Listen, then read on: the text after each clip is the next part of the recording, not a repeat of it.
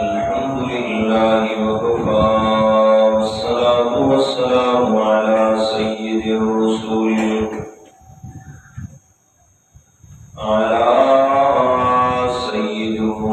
وخاتم الأنبياء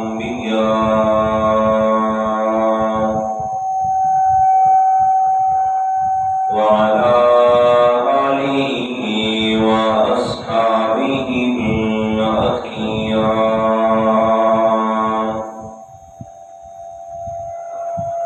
أما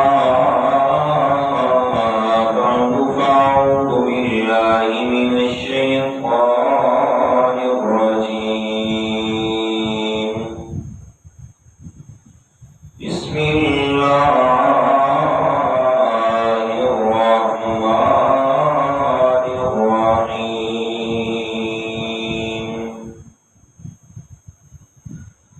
كل نفس ذائقة الموت ونبلوكم بالشر والخير فتنة وإلينا ترجعون. صدق الله العظيم. اللهم صل على محمد النبي الأمي وعلى آله وأصحابه وسلم تسليما. سبحانك لا علم لنا إلا ما علمتنا إنك أنت العليم الحكيم. اللهم مقلب القلوب ثبت قلبي على دينك. اللهم منور القلوب نور قلوبنا بالقرآن.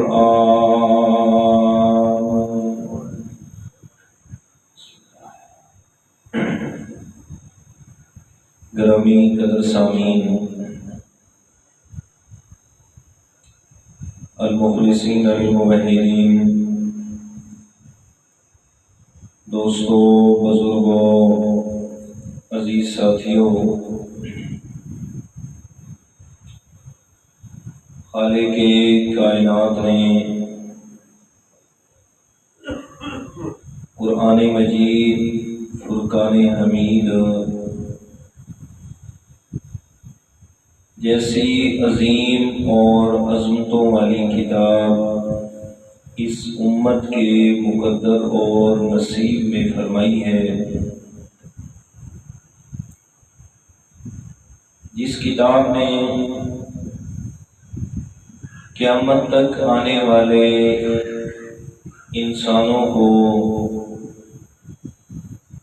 ان کے دنیا میں آنے کا مقصد بھی بیان فرمایا، اور پھر اس مقصد کے بیان کرنے کے ساتھ ساتھ اس زندگی کو گزارنا کیسے ہے وہ اصول و قوانین بھی بیان فرمائے، اور ان دونوں چیزوں کے ساتھ اس دنیا کی ناپائیداری اور اس زندگی کا اختتام اور اس زندگی کی بے وفائی، ان ساری چیزوں کی وضاحت فرما دیں۔ مقصد یہ ہے کہ انسان کے لیے آسان سے آسان پیرائے میں دنیا کی حقیقت اور انسان کی زندگی کی حقیقت اور پھر زندگی کے اندر آنے والے جتنے بھی حالات ہیں، چاہے مشکلات آ رہی ہیں، مصائب آ رہی ہیں، یا اس کے علاوہ خوشیاں اور آسانیاں آ رہی ہیں، ان تمام تر چیزوں کی حقیقت روز روشن کی طرح واضح فرما دی ہے تاکہ کوئی بھی انسان اس دنیا کی زندگی سے دھوکے میں نہ رہے کہ ہو سکتا ہے کہ اس نے ہمیشہ رہنا ہے، یا اس کے اندر ملنے والی آسائشات یا مصائب اور تکالیف انہوں نے ہمیشہ رہنا ہے، یا تیسرے نمبر پر میں دنیا میں آیا ہوں تو میں نے دنیا میں ہمیشہ رہنا ہے۔ پر میں سارے سوالات اور اعتراضات ان کے اللہ تعالیٰ نے قرآن مقدس کے اندر بڑے پیارے انداز میں جواب بھی ارشاد فرمائے، اور اس گہرائی میں بیان فرمائے کہ انسان کو یہ محسوس ہو کہ اللہ تعالیٰ کی مجھ سے بے انتہا محبت ہے، کہ اللہ تعالیٰ یہ چاہتے ہیں کہ انسان پر حقائق کھلے، انسان کے سامنے تمام تر وہ چیزیں کہ جو اس کی زندگی کے لیے موافق ہیں وہ واضح اور عیاں ہو جائیں، کہ کل قیامت کے دن کوئی بھی انسان اللہ تعالیٰ کے سامنے یہ نہ کہہ سکے کہ مولا کائنات مجھے تو پتہ ہی نہیں تھا کہ دنیا میں جا کے میں نے کرنا کیا تھا۔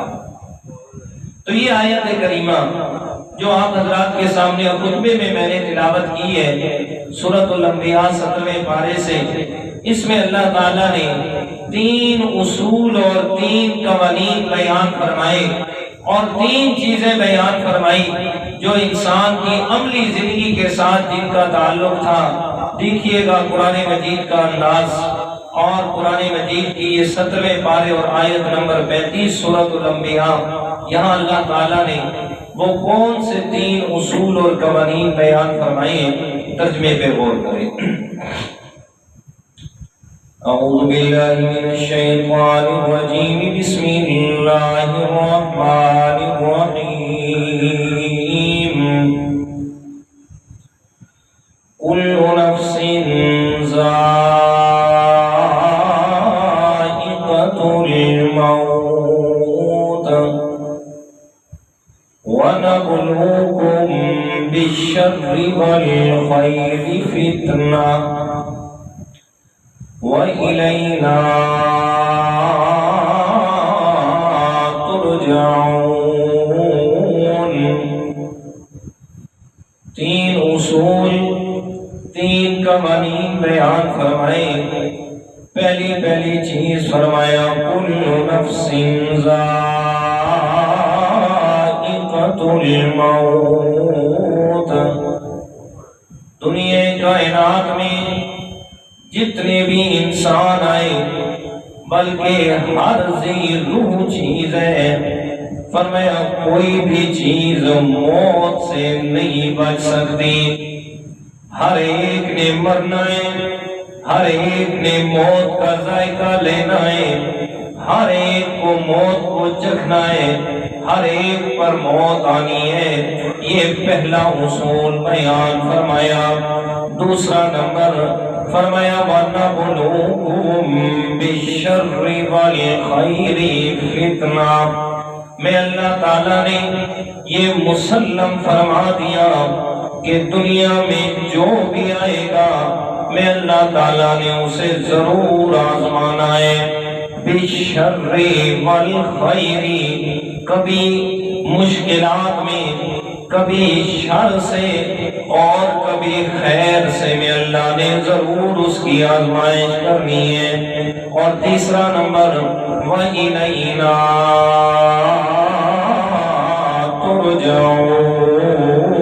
تُرْجَعُونَ۔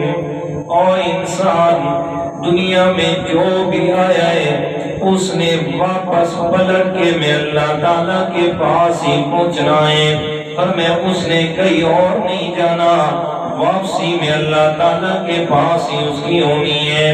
اب پہلی بات فرمایا دنیا میں جو بھی آیا ہے اس نے مرنا ہی مرنا ہے، جو بھی آیا اس پر موت آنی آنی ہے۔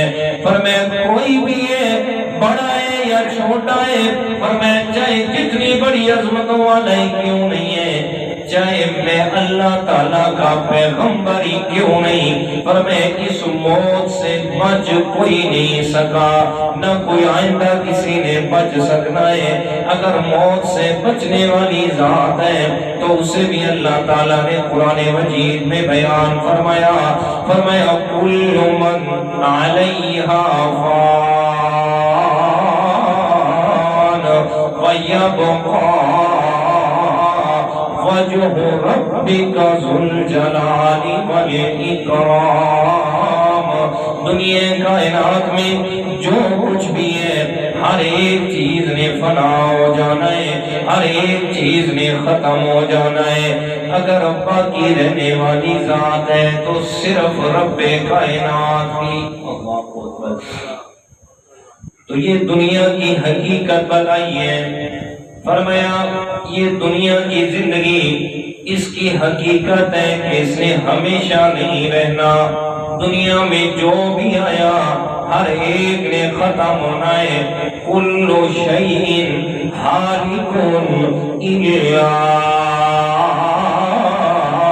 وجہہ، ہر ایک چیز نے ہلاک ہو جانا ہے، ہر ایک چیز نے ختم ہو جانا ہے۔ اور چلیے کہ اللہ تعالیٰ سورہ فرقان میں فرمایا وَتَوَکَّلْ عَلَى الْحَيِّ الَّذِي لَا يَمُوتُ۔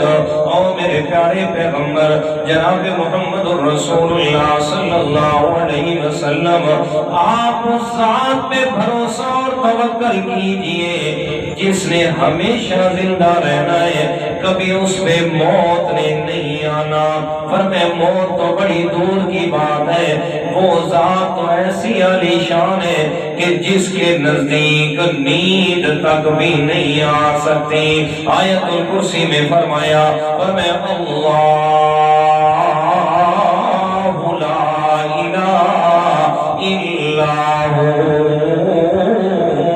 الحی القیوم لا تأخذہ سنۃ ولا نوم۔ پر میں دنیا کائنات میں اللہ کے علاوہ کوئی بھی تمہاری عبادت کے لائق نہیں ہے۔ کیوں؟ ہمیشہ زندہ رہنے والا، ساری کائنات کو قائم رکھنے والا، خود بھی قائم ہے، ساری کائنات کو قائم رکھے ہوئے ہے۔ اس کی شان یہ ہے اس کے نزدیک نہ تو کبھی اونگ آتی ہے اور نہ نیند آتی ہے۔ فرمایا اور میں اللہ کے علاوہ جتنی کائنات بھی ہے ان کمزوریوں سے پاک نہیں ہے۔ فرمایا ان پہ نیند بھی طاری ہوتی ہے، ان پہ اونگ بھی آتی ہے اور ان پر موت بھی آنی ہے۔ اپنے پیارے پیغمبر امام الانبیاء سرور کائنات جناب محمد الرسول اللہ صلی اللہ علیہ وسلم کو بھی مخاطب کر کے فرمایا میرے پیارے نبی کریم انکا میتون وانہم میتون۔ یہ آیت کریمہ میرے پیارے پیغمبر کے لیے تسلی کے طور پہ اللہ تعالیٰ نے نازل فرمائی۔ کیسے تسلی دی؟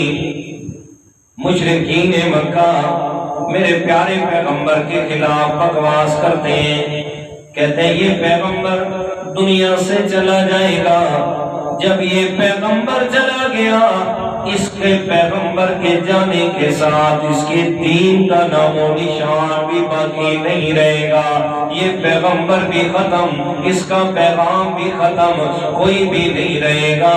اللہ تعالیٰ نے فرمایا میرے پیغمبر پریشان کیوں ہوتا ہے؟ اگر آپ نے دنیا سے جانا ہے تو بھلا انہوں نے بھی ہمیشہ نہیں رہنا۔ انکا میتون، میرے پیغمبر آپ پہ بھی موت آنے والی ہے، آپ نے بھی دنیا سے جانا ہے، اور یہ جو آپ کے دشمن ہیں رہنا انہوں نے بھی ہمیشہ نہیں ہے۔ اگر آپ چلے جائیں گے تو انہوں نے بھی نہیں رہنا، ان پہ بھی موت آنی ہے۔ فرمایا کل نفس ذائقۃ الموت، فرمایا ہر ایک نے موت کو چکھنا ہے، ہر ایک پر موت نے آنا ہے۔ فرمایا موت کا آنا اٹل حقیقت ہے، یہ موت کا آنا یہ یقینی بات ہے دنیا والوں۔ میں اللہ تعالیٰ نے تمہیں بتا دیا ہے کہ تمہیں ایک نہ ایک دن دنیا سے جانا ہے۔ اب حدیث پاک سنیے گا، میرے پیارے پیغمبر نے فرمایا الکیس من دان نفسہ وعمل لما بعد الموت، او کما قال النبی صلی اللہ علیہ وسلم۔ میرے پیارے پیغمبر نے فرمایا میری امت کے لوگوں، تم میں سے سب سے عقل مند آدمی وہ ہے جو اپنے آپ کو پہچان لے کہ میری حقیقت کیا ہے، میں دنیا میں کس لیے آیا۔ اور دوسرے نمبر پہ عقل مند کی نشانی وَعَمِلَ لِمَا بَعْدَ الْمَوْتِ، جو مرنے کے بعد کے لیے اچھے اعمال کر لیتا ہے۔ یہ آج صبح کی بات ہے، صبح کی نماز کے لیے میں اٹھا نا 5 کچھ منٹ پہ چچا نے اذان دی، تو جب تو پہلے ہی رہا تھا پر اٹھا تیاری کے لیے۔ وہ میرے پڑوس میں رہتے ہیں، ہمارے شکل گرہ سے پٹھان برادری کے بزرگ ہیں خان سعید، میں اکثر اس کو خان بابا بولتا تھا۔ تو اس کے گھر والوں نے آواز دی جلدی ہے خان بابا کی طبیعت ٹھیک نہیں ہے۔ میں بھول گیا سب کچھ، دوڑتا گیا، جب دیکھا تو بیچارے کو دل کا اٹیک تھا اور بڑا زبردست اٹیک تھا۔ میں نے کہا میں اس کو گاڑی پہ بٹھاؤں ادھر لے جاؤں تو بہتر ہے، اتنی دیر میں وہ لوگ ادھر آ جائیں گے۔ میں نے منور ٹوٹو کے پال کی سکر لگایا، وہ پہنچ گئے، لیکن اللہ کا کرنا کہ ان کے پہنچنے سے پہلے ہی وہ اللہ کو پیارا ہو گیا۔ یہ خان سعید جی، تو وہ پھر میں اس کو احتیاطاً تسلی کے لیے ہم نے اٹھایا اور لے گئے، ہاسپٹل بھی لے گئے۔ وہاں پہ انہوں نے اپنی جو ہوتی ہے ڈاکٹروں کی کارروائی پوری کوشش کی، لیکن بیچارہ نہ بچ سکا۔ اب خوش نصیبی دیکھیے، میں وہ اصل بات بتا رہا ہوں۔ کل میں گیا تو وہ مجھے بتا رہا تھا استاد جی صبح کی نماز کے لیے اٹھتا ہوں نا، وضو کرتا ہوں کبھی تکلیف نہیں ہوتی، وضو کرتا ہوں تو وضو کرتے ہوئے مجھے تکلیف ہو جاتی ہے، اتنی درد ہوتی ہے دل میں کہ سانس رک جاتا ہے اور بس پھر 15-20 منٹ بعد سانس پلٹتا ہے میرا۔ تو میں نے اسے کہا خان بابا بات یہ ہے کہ جس سے آپ کی ٹریٹمنٹ چل رہا ہے نا اس ڈاکٹر سے رجوع کریں، بتائیں آپ کی یہ کیفیت بڑی خطرناک ہے۔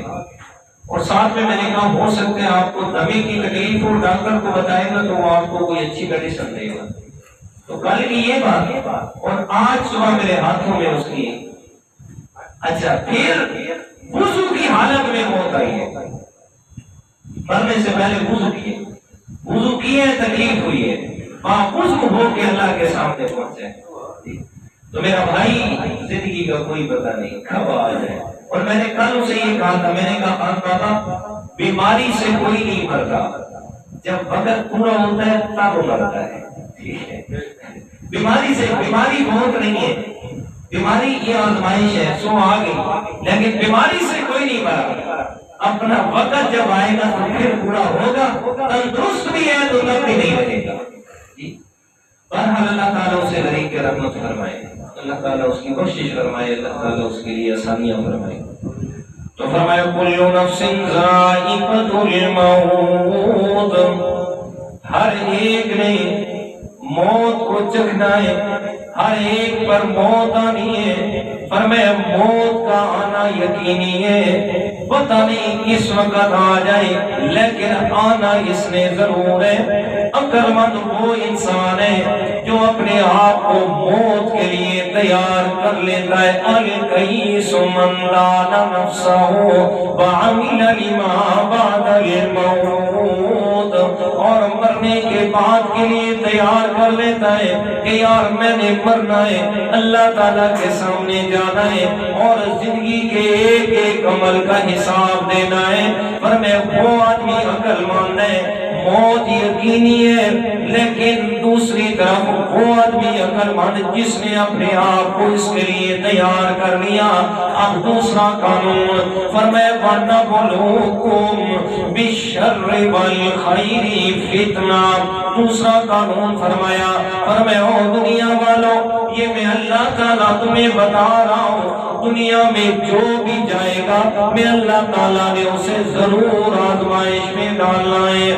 بالشر والخیر، اس کی آزمائش شر سے بھی ہوگی اور اس کی آزمائش خیر سے بھی ہوگی۔ اب شر کسے کہا جاتا ہے؟ فرمایا ہر وہ چیز شر کے زمرے میں آتی ہے جو انسان کی طبیعت کے موافق نہ ہو۔ فرمایا طبیعت کے خلاف کوئی بھی چیز ہے وہ شر اور شر کے اندر آتی ہے۔ فرمایا میں اللہ تعالیٰ نے شر سے بھی تمہیں آزمانا ہے، خیر سے بھی تمہیں آزمانا ہے۔ اب خیر کیا ہوگی؟ فرمایا جو انسان کی خواہشات ہیں، جو انسان کی طبیعت کے موافق چیزیں ہیں، وہ ساری کی ساری چیزیں اس کی خواہشات پوری ہو رہی ہیں۔ کہتے ہیں یہ خواہشات کا پورا ہونا، یہ نعمتوں کا ملنا، خبردار خبردار مت کوئی یہ سمجھے کہ یہ اللہ کی رضا کی علامت ہے۔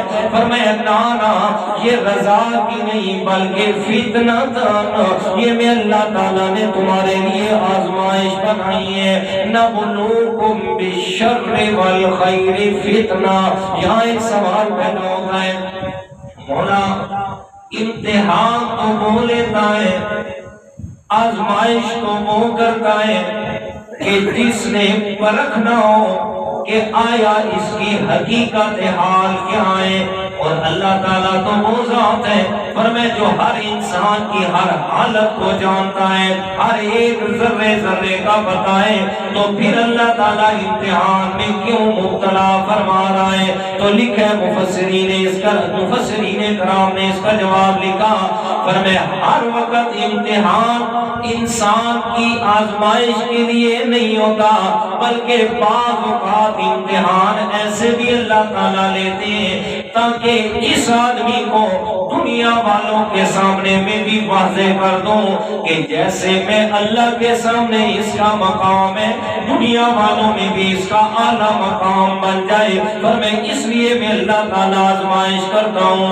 وَنَبْلُوكُمْ بِالشَّرِّ وَالْخَيْرِ فِتْنَةً، اور میں یہ میری طرف سے آزمائش ہوتی ہے۔ اور سورۃ الفجر میں اللہ تعالیٰ نے اس کی مزید وضاحت فرمائی ہے۔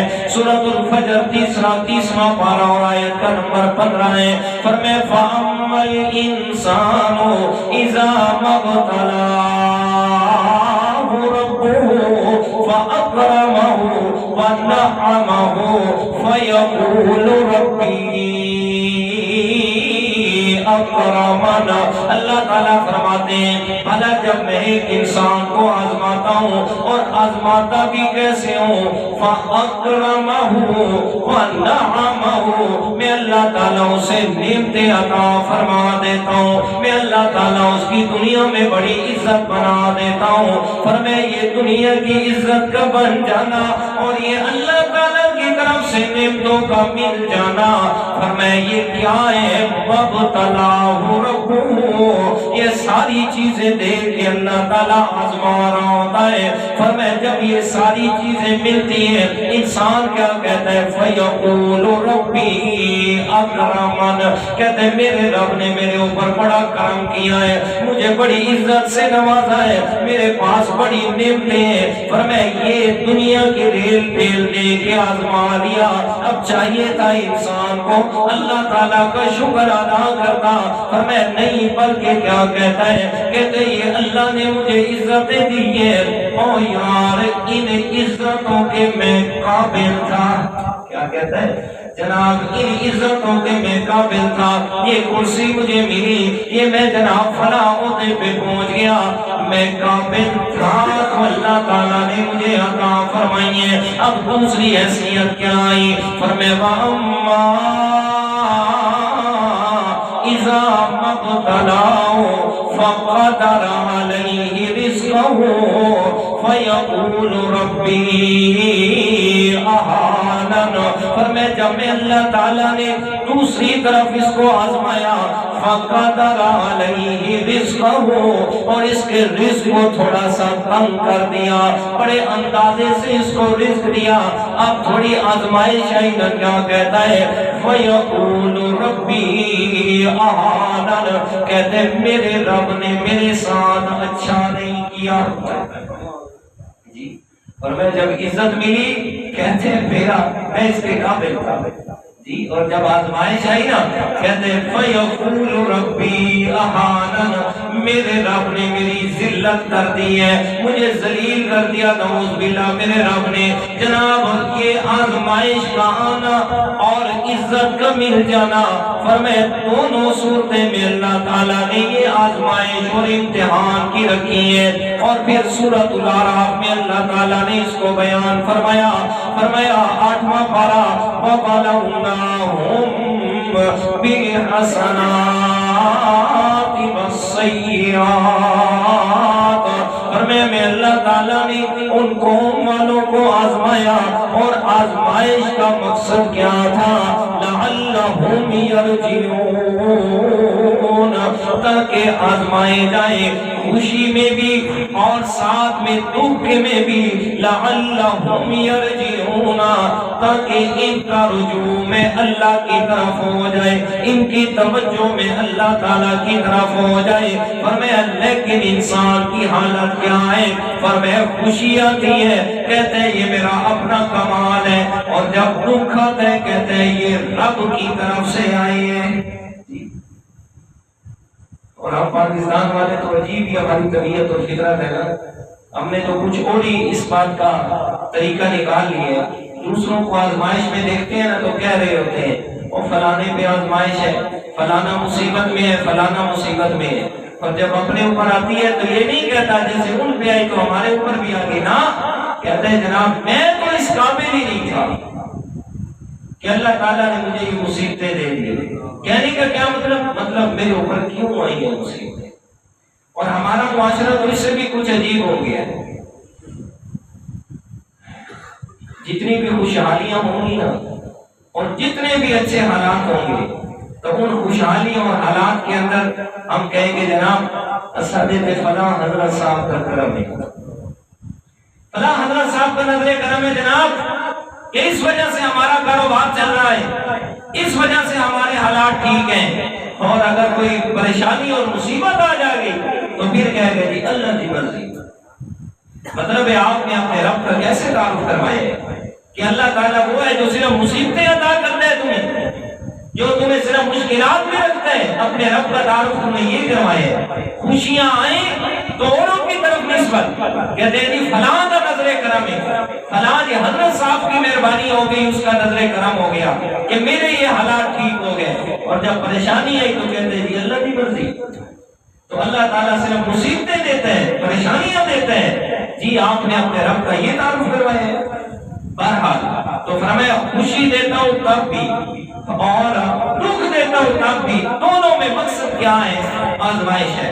اور چوتھے پارے میں اللہ تعالیٰ نے اس کی مزید وضاحت فرمائی ہے سورہ آل عمران میں، فرمایا لَتُبْلَوْنَ فی اموالکم وانفسکم، اور دنیا والوں میں خود کی بات کر رہا ہوں، ایسے سمجھ لیں قسم کے ساتھ بات کر رہا ہوں، تمہیں ضرور آزماؤں گا، مال میں بھی اور جان میں بھی میں اللہ تعالیٰ تمہیں ضرور آزماؤں گا۔ اور اس کی اور وضاحت سنیے گا دوسرے پارے سورہ بقرہ۔ اللہ اکبر۔ ایک بزرگ کا واقعہ میں نے پڑھا پچھلے دن ایک کتاب میں، کہتے وہ جا رہے تھے اور راستے میں دیکھا ایک آدمی ہے جس کے ہاتھ بھی کٹے ہیں، پاؤں بھی کٹے ہوئے ہیں، اور زمین پہ نہ چل سکتا ہے، نہ کھڑے ہو سکتا ہے، نہ پکڑ سکتا ہے، ایسے جو ہے وہ ڈھول کی طرح مطلب کہ وہ کیا کہیں گے کلابازیاں کھاتا ہوا جا رہا ہے۔ تو ایک آدمی نے دیکھا اس کو کہ وہ ساتھ میں کہہ رہا ہے مولا تیرا شکر ہے جو تم نے اس حالت میں رکھا ہے۔ کہتے میں نے جا کے اس سے سوال کر لیا، میں نے کہا تیرے پاس ہے کیا جو شکر کر رہا ہے؟ نہ تیرے پاس نہ ہاتھ ہے، نہ پاؤں ہے، نہ آنکھیں ہیں، دیکھ بھی نہیں سکتا تھا۔ کہتے اس نے بڑا پیارا جواب دیا، اس نے کیا آپ کو پتہ نہیں ہے کہ اللہ تعالیٰ نے مجھے صبر کرنے والا دل اور شکر کرنے والی زبان دی ہے، میں اسی لیے اللہ کا شکر ادا کروں۔ جی اور حدیث مبارکہ بھی ہے، آپ علیہ السلام نے فرمایا سب سے خوش نصیب آدمی وہ ہے جس کے اندر دو صفات پائی جاتی ہیں، فرمایا لسان ذاکر وقلب شاکر، فرمایا جس آدمی کی زبان پہ ہر وقت اللہ تعالیٰ کا ذکر رہتا ہے، اور جس کا دل ہر وقت اللہ تعالیٰ کا شکر ادا کرتا ہے، اور میری امت کے لوگوں، آپ میں سے سب سے خوش نصیب آدمی وہ ہے۔ حضرت شیخ عبد القادر جیلانی رحمت اللہ تعالیٰ علیہ، اللہ تعالیٰ کے ولی گزرے، بیٹھے محفل میں ایک آدمی آتا ہے دوڑتا دوڑتا، آگے کہتے ہیں حضرت وہ جو آپ کا پہلی جہاز آ رہا تھا نا، آپ کا سامان تجارت سے بھرا ہوا، وہ آئی ہے خبر کے ڈوب کے جناب ختم ہو گئے، تباہ ہو گئے۔ حضرت تھوڑی دیر خاموش ہوئے اور پھر فرمایا الحمدللہ۔ فرمایا تھوڑے دن گزرے، دوبارہ سے ایک اور آدمی آیا، آگے کہتے وہ جناب جو خبر تھی وہ غلط تھی، وہ کسی اور کا جہاز ڈوبا ہے، حضرت آپ کا جہاز تو بخیریت و عافیت لنگر انداز ہو گیا، ساحل پہ آ گئے۔ پھر حضرت نے تھوڑی دیر کے بعد فرمایا الحمدللہ۔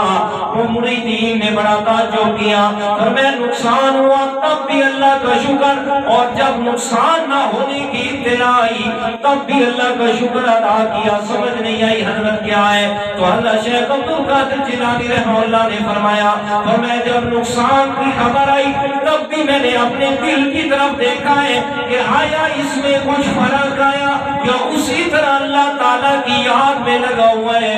کہتے ہیں جب کچھ فرق محسوس نہ ہوا، اپنے ایمان کو اپنی جگہ پہ پایا تو میں نے اللہ کا شکر ادا کیا۔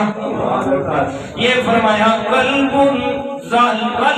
شاکر ولسان ذاکر، فرمایا جس کی زبان پہ ہر وقت اللہ تعالیٰ کا ذکر ہے اور دل میں ہر وقت اللہ کا شکر ہے، فرمایا سب سے بڑا خوش نصیب آدمی وہ ہے۔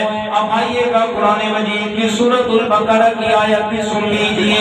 اللہ تعالیٰ فرماتے ہیں وَلَنَبْلُوَنَّكُمْ بِشَيْءٍ مِّنَ الْخَوْفِ وَالْجُوعِ وَنَقْصٍ مِّنَ الْأَمْوَالِ وَالْأَنفُسِ وَالثَّمَرَاتِ۔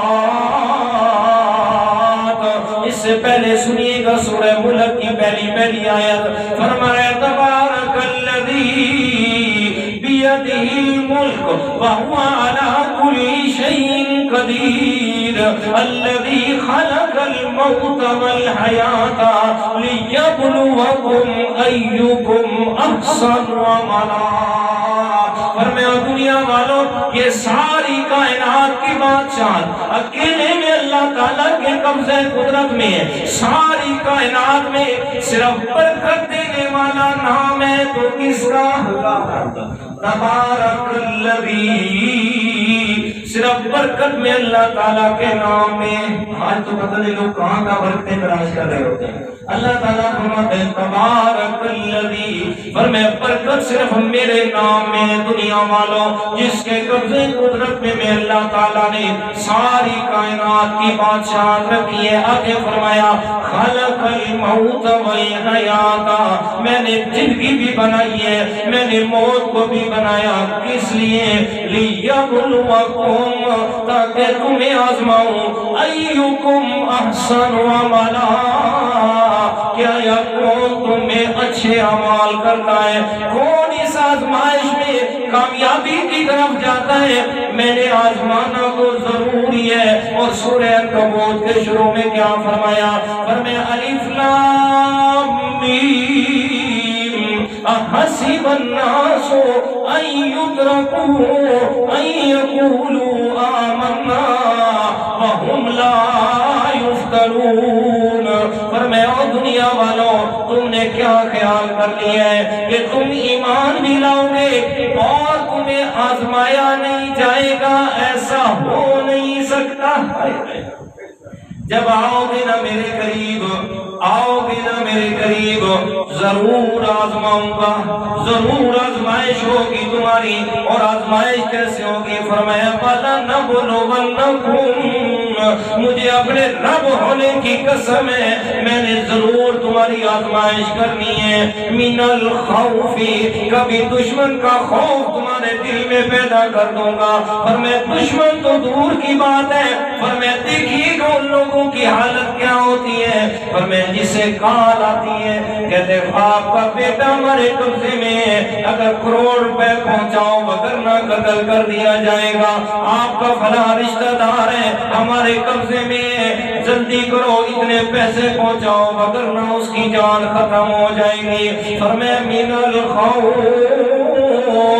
یہ دشمن کی طرف سے خوف تمہارے دل میں آئے گا، والجوع، فرمایا بھوک مسلط کروں گا میں اللہ تعالیٰ، اس سے تمہیں میں نے ضرور آزمانا ہے، ونقص من الاموال والانفس والثمرات، اور میں اللہ تعالیٰ نے تمہاری جان کے اندر بھی، تمہارے مال کے اندر بھی، تمہاری اولاد کے اندر بھی ہر ایک چیز میں کمیاں لا کے میں اللہ تعالیٰ نے تمہیں ضرور آزمانا ہے، آزمانا ہے، تمہاری آزمائش ضرور ہوگی۔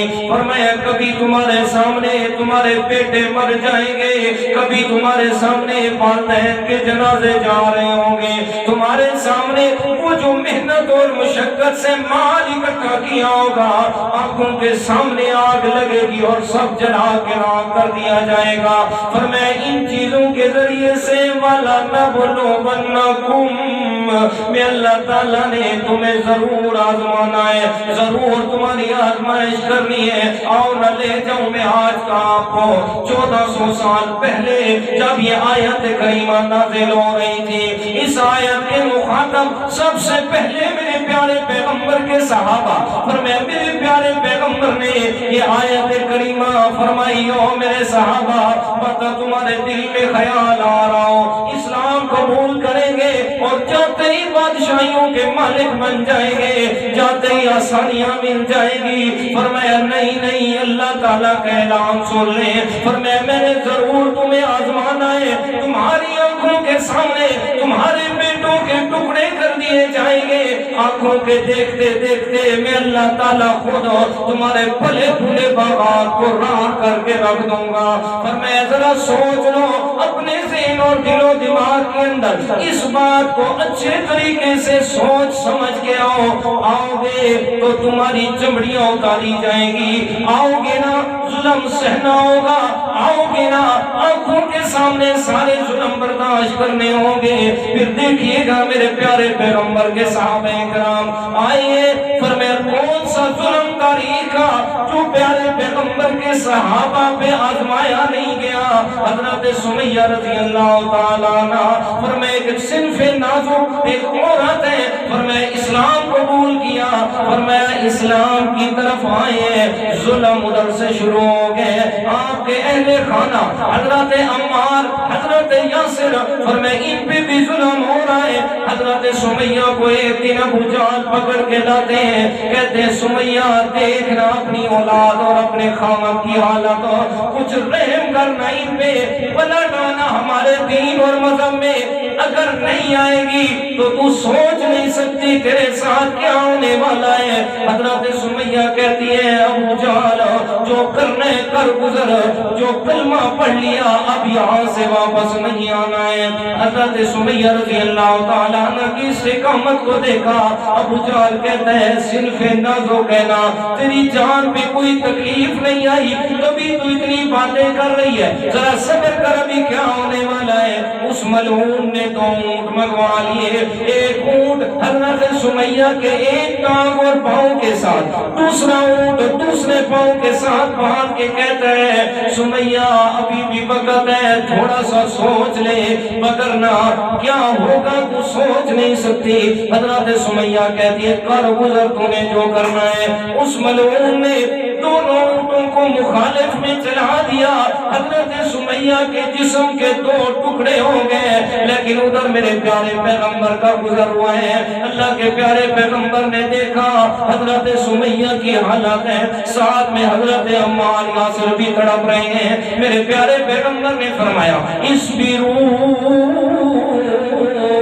یا آل یاسر ان موعدکم الجنہ، فرمایا او آل یاسر پریشان نہ ہونا، صبر کرنا صبر کرنا، اللہ تعالیٰ نے آپ کے ساتھ جنت کا وعدہ کیا ہے۔ اور میرے دوست ہمارے تک تو دین اسلام پہنچ گیا، ہم تو پیدل مسلمان پر وراثت میں اسلام ہمیں میسر آ گیا، مگر نہ دیکھیے گا نا میرے پیغمبر کے صحابہ اکرام کی حالت۔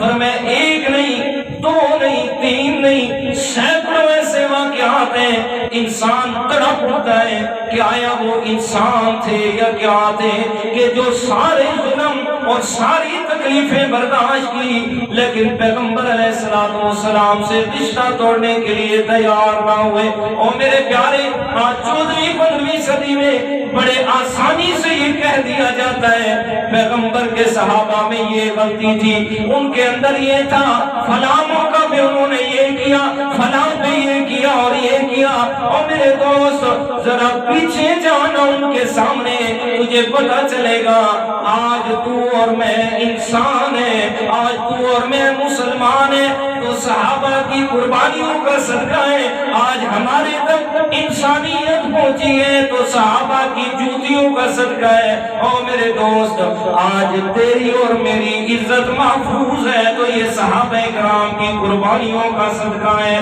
اللہ تعالیٰ فرماتے ہیں میرے پیغمبر ان سے اعلان فرما، یہ میں نے ضرور تمہیں آزمانا ہے، ضرور تمہاری آزمائش ہونی ہے۔ صحابہ کرام نے جب سنا اللہ تعالیٰ کا حکم تو کیا آگے سے کہتے ہیں، اِنَّا لِلَّهِ وَإِنَّا إِلَيْهِ رَاجِعُونَ۔ اللہ کے پیارے پیغمبر اللہ تعالیٰ کو ہمارا یہ پیغام دے دے، فرمایا جو یہ ساری باتیں کرتے ہیں، فرمایا کرے تو وہ کہ جس کی چیز پرائی ہو، فرمایا یہ جان اسی رب کی دی ہوئی ہے، یہ جان دی ہوئی اسی کی تھی، حق تو یہ ہے کہ حق ادا نہ ہوا۔ ہمارے مولا کائنات یہ جان تیری دی ہوئی ہے، ہماری تو ہے ہی نہیں، اگر یہ جان لے کے بھی تو راضی ہو جائے تو پھر بھی سودا سستا ہے، مہنگا نہیں ہے۔ جس طرح مرضی آئے تیری، ہماری زندگی کے ٹکڑے ٹکڑے کروا دے، ہماری آنکھوں کے سامنے ہماری اولاد کو ذبح کروا دے، مولا اِنَّا لِلَّهِ وَإِنَّا إِلَيْهِ رَاجِعُونَ۔ اسی پہ اللہ تعالیٰ نے فرمایا میرے پیغمبر بشر الصابرین، میرے پیارے جو اتنا صبر کرنے والے ہیں ان کو میں اللہ کی طرف سے خوشخبریاں سنا دے۔ کون سی؟ فرمایا اولئک علیہم صلوات من ربہم ورحمہ۔ میرے پیارے پیغمبر میں اللہ تعالیٰ کی عام رحمتیں بھی اور میری خاص رحمتیں بھی وہ ساری کی ساری تیرے صحابہ پہ نازل ہوتی ہیں۔ اولئک هم المهتدون۔ اور میرے پیارے پیغمبر تیرے صحابہ ہدایت یافتہ ہیں۔ کیا ہے جی جو کہتے ہیں کہ ان کے ایمان میں تھوڑا سا نقص رہ گیا تھا، رب کا قرآن کہتا ہے هم المهتدون، هم المهتدون، هم المهتدون۔ یہ رب کہہ رہا ہے جی، رب کا پتہ نہیں لگا تو اس کو پتہ لگ گیا۔ رب کو پتہ نہیں چلا اس بات کا کہ پیغمبر کے صحابہ بعد میں ایمان سے ہٹ جائیں گے، اس کو نہیں پتہ چلا، اس نے کہہ دیا کہ یہ ہدایت یافتہ ہیں جی۔ آج کے ملا کو تو پتہ چل گیا کہ وہ ان کا ایمان مکمل نہیں تھا۔ تو فرمایا وَلَنَبْلُوَنَّكُمْ، میں نے ضرور آزمانا ہے، خوف سے آزماؤں گا۔ غزوہ خندق کا موقع ہے، صحابہ اکرام کے دل کی حالت کو اللہ تعالیٰ نے بیان فرمایا۔ فرمایا اِذْ جَاءُوكُم مِّن فَوْقِكُمْ وَمِنْ أَسْفَلَ مِنكُمْ وَإِذْ زَاغَتِ الْأَبْصَارُ وَبَلَغَتِ الْقُلُوبُ الْحَنَاجِرَ وَتَظُنُّونَ بِاللَّهِ الظُّنُونَ۔ فرمایا غزوہ خندق 24,000 کا لشکر بشمول مشرکین مکہ اور یہود و نصارہ، ساتھ میں منافقین مدینہ کے اندر رہنے والے بھی سارے مل کے آئے مسلمانوں کو ختم کرنے کے لیے۔ فرمایا اتنا بڑا لشکر، اور ادھر سے آگے جناب اپنے کارندے چھوڑے اور مسلمانوں کے اندر خوف و ہراس پھیلایا۔ بڑا لشکر لے کے آ رہے مکہ والے، تمہیں ختم کر دیا جائے گا۔ فرمایا فرمایا حالت یہ تھی میرے پیارے پیغمبر اس حالت میں پہنچے، فرمایا وَمِنْ أَسْفَلَ مِنْكُمْ وَإِذْ زَاغَتِ الْأَبْصَارُ وَبَلَغَتِ الْقُلُوبُ الْحَنَاجِرَ، اور فرمایا آنکھیں بپھر گئی اور دل خوف کے مارے گلے کو ہونے کو آ گئے، وَتَظُنُّونَ بِاللَّهِ الظُّنُونَا، اور اللہ کے بارے میں بھی گمان ہونے لگے اتنا بڑا لشکر آ رہا ہے، آج کیا بننے والا ہے ہمارے ساتھ۔ فرمایا یہ میں نے خوف دشمن کو خوف ڈال کے انہیں آزمایا، انہوں نے بھوک کے ذریعے سے آزمایا۔ اسی غزوہ خندق کا موقع ہے، ایک صحابی آگے اللہ کے پیارے پیغمبر کے پاس آگے کہتے ہیں یا رسول اللہ اتنا سخت کام کر رہے ہیں، خندق کھود رہے ہیں، اور میں پہاڑی جگہیں ادھر سے پتھر ہے، ساتھ ہاتھوں میں کدال ہے، پیٹ خالی ہے، کھانا کچھ نہیں ہے، اور میں اتنی شدت کی بھوک ہے، اپنا پیٹ سے کپڑا اٹھا کے دکھاتا ہے صحابی یا رسول اللہ یہ میں نے پیٹ پہ ایک پتھر باندھا ہوا ہے، اور میں اس حد تک مشکل ہے۔ اللہ کے پیارے پیغمبر نے تسلی دی اور اطمینان سے فرمایا ہو میرے صحابی پریشان نہ ہو، اگر آپ نے ایک پتھر باندھا ہے تو یہ دیکھیے گا میں پیغمبر کی حالت میں نے اپنے پیٹ پہ 2 پتھر بھوک کی وجہ سے باندھے ہوئے ہیں، اور میں یہ بالجوع میں اللہ تعالیٰ بھوک سے تمہیں آزماؤں گا، یہ ساری آزمائش ہوگی، اور پھر صحابہ کرام پہ آزمائش اس سے زیادہ اللہ تعالیٰ کے انبیاء کرام پہ آزمائش۔ بخاری شریف کی حدیث ہے، اللہ کے پیارے پیغمبر فرماتے ہیں فرمایا اشد الناس بلاء، سارے لوگوں میں سے سب سے بڑی آزمائش اللہ کے پیغمبروں پہ آیا کرتی ہے، ثم الامثل فالامثل، پھر اس کے بعد پیغمبر کے طریقے پہ چلنے میں جو جتنا پیغمبر کے قریب ہوگا اس پر اتنی زیادہ آزمائش آئیں گی۔ فرمایا میرے صحابہ آپ میرے اتنے زیادہ قریب ہیں جیسے میرے اوپر آزمائش آ رہی ہے، فرمایا تمہارے اوپر بھی ایسے آزمائش ضرور آنی ہے۔ اور حدیث مبارکہ سنیے گا، آخری بات اور بات ختم، یہاں قرآن مجید میں تو اللہ تعالیٰ نے رحمتیں بھی اور صلوات بھی ہر قسم کی اپنی خاص اور عام رحمتیں یہ صبر کرنے والوں کے لیے خاص فرما دی۔ اب حدیث مبارکہ سنیں، مسلم شریف کے اندر حدیث ہے، حضرت ام سلمہ رضی اللہ تعالیٰ عنہ یہ اس حدیث کی راوی ہیں، اور انہوں نے یہ حدیث سنی اپنے خامد حضرت ابو سلمہ رضی اللہ تعالیٰ عنہ سے۔ فرمائے ایک دن گھر تشریف لائے ہیں، مسکرا رہے ہیں، حضرت ابو سلمہ اور حضرت ام سلمہ میاں بیوی بڑا محبت اور پیار ہے آپس میں، اتنی محبت اور پیار ہے، بے انتہا محبت ہے۔ حضرت ابو سلمہ مسکراتے ہوئے آ رہے ہیں، حضرت ام سلمہ نے سوال کیا بتائیے گا نا میرے سرتاج آج کون سی خوشی ملی ہے کہ آج آپ اتنے زیادہ مسکرا رہے ہیں؟ حضرت ابو سلمہ فرماتے ہیں اللہ تعالیٰ کے پیارے پیغمبر کی زبان مقدس سے آج ایک حدیث سنیے، اور ایسے اعلیٰ الفاظ ہیں، ایسے اعلیٰ احکام ہیں کہ خوشی سے میں وہاں سے اٹھاؤں یہاں تک مسلسل مسکراتے آ رہا ہوں۔ یہ پیغمبر کے صحابہ کو محبت سی نا، پیغمبر سے سچی محبت تھی، پھر زبان سے نکلا ہوا جو لفظ بھی نہ ان کے لیے باعث مسرت ہوتا تھا۔ جی ہمیں تو سنت سن کے بھی مزہ نہیں آتا نا، عمل تو دور کی بات ہے جی، اس لیے کہ ہمارا وہ پیغمبر علیہ السلام سے جو محبت کا اصل درجہ ہونا چاہیے تھا ہمیں وہ حاصل نہیں ہے، اور پھر افسوس یہ کہ ہم کوشش بھی نہیں کرتے۔ حضرت ابو سلمہ رضی اللہ تعالیٰ عنہ فرماتے ہیں اللہ تعالیٰ کے پیارے پیغمبر نے فرمایا کہ ما من مسلم او مسلمۃ، فرمایا کوئی بھی مسلمان مرد ہے یا مسلمان عورت ہے اس پر کوئی بھی مصیبت آئی، کسی بھی مشکل میں جناب وہ آزمایا گیا تو اس کو چاہیے کہ یہ الفاظ پڑھے، جو بھی یہ الفاظ پڑھے گا کون سے الفاظ ہیں؟ فرمایا اللہم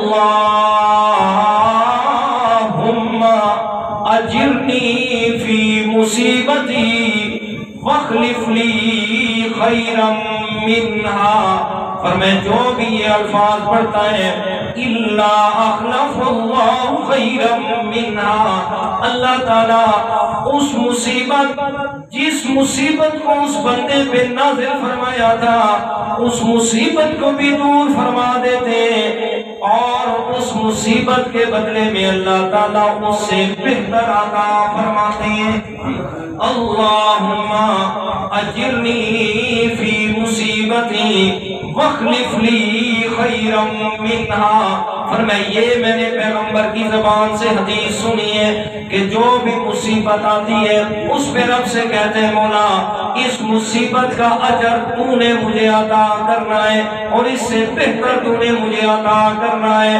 فرمائے جو بھی یہ دعا پڑھتا ہے اللہ اس سے بہتر اس کو عطا فرماتے ہیں۔ اب اس حدیث کے اگلے الفاظ بھی سنیں۔ حضرت ام سلمہ رضی اللہ تعالیٰ عنہ، ان کے خامد حضرت ابو سلمہ رضی اللہ تعالیٰ عنہ شہید فوت ہو گئے۔ جب فوت ہوئے اپنے خامد کی بتائی ہوئی یہی دعا پڑھنا شروع ہو گئی۔ فرماتی ہے میں یہ پڑھ رہی ہوں اللہم اجرنی فی مصیبتی واخلف لی خیرا منہا، ساتھ میں پڑھتے بھی جا رہی ہوں، دل میں خیال آتا ہے میرا خامد فوت ہو گیا، اب میرے خامد سے اچھا خامد بھلا کہاں سے مجھے ملے گا؟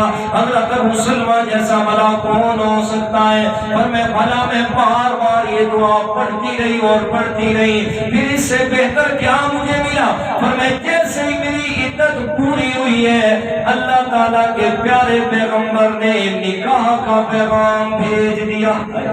یہ اللہ تعالیٰ کے پیارے پیغمبر کی دعا کا نتیجہ اللہ نے دکھا دیا۔ اور میں اللہم اجرنی فی مصیبتی واخلف لی خیرا منہا، فرمایا ابو سلمہ سے بہتر خامد اللہ کا پیغمبر عطا کر دیا۔ اس لیے کوئی بھی مصیبت ہے دعا پکڑ کے لو، یہ بار بار پڑھے کرو اللہم اجرنی فی مصیبتی واخلف لی خیرا منہا۔ کوئی بیماری کوئی پریشانی کچھ بھی ہو صبح شام ہر وقت یہ پڑھا کرو، انشاءاللہ اللہ تعالیٰ رحمت و رسانی والا معاملہ فرمائے گا۔ اللہ تعالیٰ عمل کی توفیق عطا فرمائے۔